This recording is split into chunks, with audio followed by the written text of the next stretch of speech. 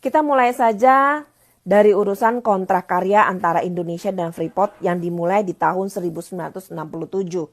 Di saat Soekarno sudah berhasil dilengsarkan oleh Soeharto. Saat asing meminta kepada Soekarno untuk mengurus gunung emas yang ada di Papua, Soekarno melakukan penolakan. Makanya ada sebuah statementnya yang menyatakan kurang lebih, berikan saya 10 pemuda, maka akan kuguncang dunia. Soekarno memilih setelah Indonesia merdeka, dia mengirimkan pemuda-pemuda Indonesia untuk belajar ke luar negeri agar nanti bisa menjadi insinyur-insinyur yang bisa mengelola kekayaan yang ada di bumi pertiwi. Pada kenyataannya, Soeharto yang sudah terpengaruh dan mendapat iming-iming dari asing, memilih melengsarkan Soekarno melalui surat Super Semar yang sampai sekarang nggak ketahuan juntrungannya. Kalau menurut almarhum Soekarno hanya memberikan wewenang sementara, tetapi Soeharto menyatakan kalau itu adalah wewenang sepenuhnya kepadanya untuk mengurus Indonesia selanjutnya. Yang mana yang benar? Wallahu alam.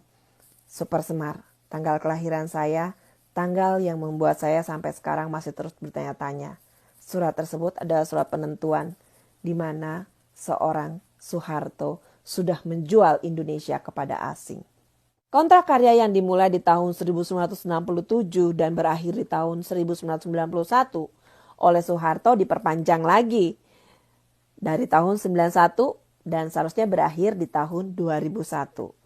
Nah, tapi ada sesuatu hal yang kalian harus tahu. Di sini akan semakin jelas bagaimana Cendana menjual Indonesia ke asing.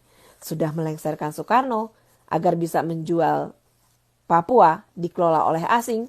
Ditambah lagi di tahun 1994, Soeharto mengeluarkan Pepres yang akhirnya membuat urusan peraturan proses investasi di Indonesia mulai berantakan. Yaitu melalui PP nomor 20 tahun 1994 tentang pelaksanaan kegiatan usaha mineral dan batu bara. Dalam aturan tersebut, asing bisa memiliki saham 100% di Indonesia. Gila nggak? Padahal itu punya kita. Dirampok sama asing. 100% dia bisa milikin sahamnya. Itu ada di tanah kita. Ada di Indonesia. Jadi buat kalian-kalian, buat buzzer-buzzer, buat ibu-ibu yang sudah dipengaruhi di pengajian-pengajian, baca sedikit, pelajari sejarah tentang negara kalian. Biar jangan gampang dipengaruhi sama lonte-lonte politik bersorban lewat pengajian-pengajian. Tapi kalian gak mau tahu sejarah negara kalian. Disuruh teriak ini, teriak. Disuruh teriak itu, teriak. Kalian gak mau tahu, gak mau cari tahu hal-hal yang kayak gini. Lanjut lagi langsung masuk ke eranya Gus Dur di tahun 2009. Di sini justru Gus Dur membuat peraturan yang menguntungkan bagi Indonesia. Yaitu pemerintah di era Gus Dur menerbitkan Undang-Undang nomor 4 tahun 2009. Ketentuan mengenai wajib pembangunan smelter dan kontrak jadi izin usaha, pertambangan dan penegasan kewajiban investasi 51% harus menjadi milik Indonesia. Saat itu menterinya siapa? Saat itu menterinya SBY dan SBY tidak bisa berbuat apa-apa saat itu. Di sini kalian paham? SBY tidak berhasil menjalankan apa undang-undang yang dibuat oleh Gus Dur. Demi mendapatkan modal untuk menjadi presiden berikutnya. Masuk ke era Megawati. Megawati kemudian dilengsarkan lagi oleh SBY. Terus sekarang SBY ngedumel, nyesel. Dulu milih Muldoko. Ada apa denganmu? Lanjut aja. Masuk di tahun 2010. 2010 berarti eranya siapa nih? Eranya SBY dan Bapak Yusuf Kala. SBY menerbitkan PP nomor 23 tahun 2010 tentang pelaksanaan kegiatan usaha pertambangan. PP ini diterbitkan karena pemerintah tidak mampu selesaikan target renegosiasi sebagaimana diatur oleh UU Minerba. Artinya SBY tidak bisa melaksanakan apa undang-undang yang sudah ditertibkan oleh Gus Dur agar perusahaan asing membuat smelter dan hal-hal yang menguntungkan 51% untuk Indonesia. Tapi hal tersebut tidak dilakukan oleh SBY. Justru Jokowi yang sudah berhasil merebut Freeport dan 51% menjadi milik Indonesia sesuai dengan undang-undang yang dibuat oleh Gus Dur di 2009, Undang-Undang Nomor 4 Tahun 2009. Dari sini kalian bisa sedikit paham siapa-siapa mereka yang sudah menjual Indonesia ke asing. Cendana, Cikeas, dan orang-orang yang ada di sekitar mereka saat itu. Paham ya? Kalau mau teriak asing-asing, ngomongnya sama Cendana, sama Cikeas. Jangan ke kita-kita yang sedang memperjuangkan agar perusahaan asing hanya memiliki di bawah dari separuh yang seharusnya memang menjadi milik kita. Itu milik kita, milik tanah air kita, milik rakyat Indonesia. Bukan milik kalian-kalian para perampok yang memberikan wewenang kepada asing 100% dan rakyat Indonesia hanya bisa menerima ampas dari kerusakan tanah air.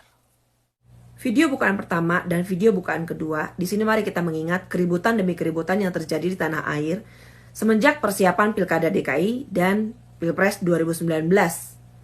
Isu yang sering dimainkan, hutang dan Indonesia yang dijual ke asing dan ke asing. Pada kenyataannya, 1967 Soeharto menjual Indonesia ke asing. Kontrak karya pertama dan kontrak karya kedua. Tahun 1994, Soeharto justru membuat kebijakan supaya asing bisa memiliki 100% sahamnya di Indonesia. Apa nggak gila itu?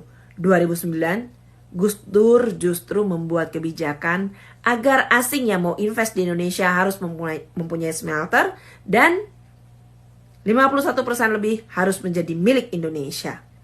Tetapi SBY yang saat itu menjadi Menteri Pertambangan dan Energi di era Gus Dur tidak bisa menjalankan hal tersebut. Bahkan begitu masuk di eranya dia justru membuat keputusan di mana pemerintah tidak bisa renegosiasi dan tidak bisa menjalankan UU yang sudah dibuat oleh Gus Dur.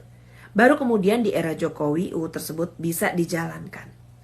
Kalau sudah begini, di sini kalian paham ya, justru siapa yang sudah menjual Indonesia ke asing dan ke asing. Dan yang sudah banyak berbuat hutang melalui urusan BLBI dan Senturi, kalian bisa tahu siapa saja yang terlibat di dalam di situ.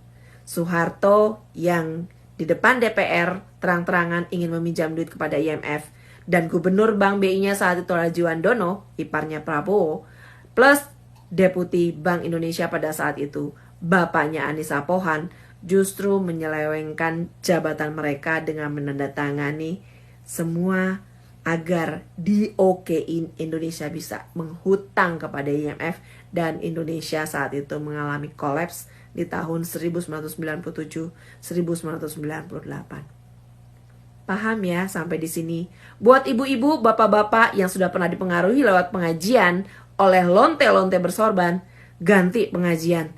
Jangan mau belajar sama guru ngaji yang ujung-ujungannya nabi dari Cendana.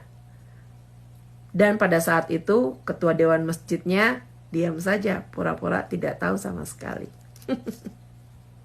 Assalamualaikum.